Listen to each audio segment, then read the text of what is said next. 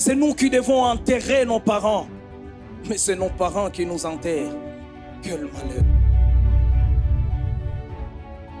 Nous venons d'achever la 3e semaine de notre programme Opération Saint-Esprit. Une semaine de prière, de consécration et de rendez-vous avec Dieu. Si tu as manqué quelques jours, voici un aperçu de ce que le Seigneur a accompli parmi nous. Le Seigneur m'a dit que ces femmes sont en train de venir ici. Elles prient jour et nuit. Il faut que le Seigneur change. Que le Seigneur change.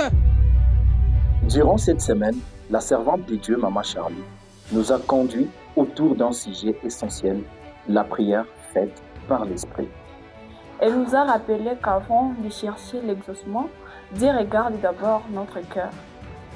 Qui nous montre que le Saint-Esprit nous donne la force de prier dans les moments difficiles.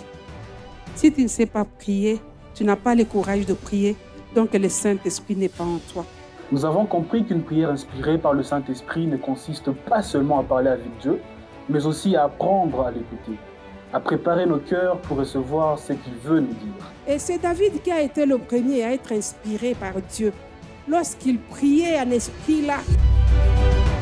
Puis, la servante de Dieu, Arlette Koufridi, est venue nous parler de fruits du Saint-Esprit. Il n'y a que celui qui a sémé cet arbre qui peut savoir, j'avais planté un oranger, j'avais planté un mandarinier. Dieu sait ce qu'il a sémé en toi. Et au moment opportun, il attend que tu produises le fruit. Un message profond qui nous a rappelé une vérité importante. Les bénédictions peuvent venir ou ne pas venir, mais l'état de notre cœur demeure essentiel devant Dieu. Mets ta foi en jeu, parce que l'amour c'est aussi la foi. Tu n'as rien, mais tu dis je prends cet enfant.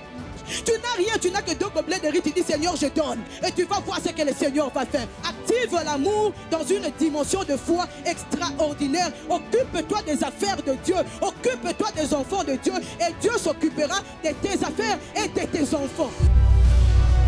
Cette semaine a également marqué le début des témoignages.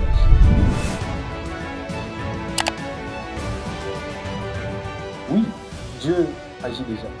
Et si tu portes un témoignage dans ton cœur, les portes du bureau de l'église te sont ouvertes pour les partager.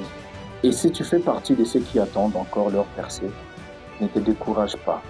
Les programmes continuent. Du 22 au 28, nous poursuivons ensemble cette aventure spirituelle. La semaine 4 commence déjà. Il reste encore du temps pour voir la main de Dieu agir. Cap vers la semaine 4. Bienvenue. Bienvenue.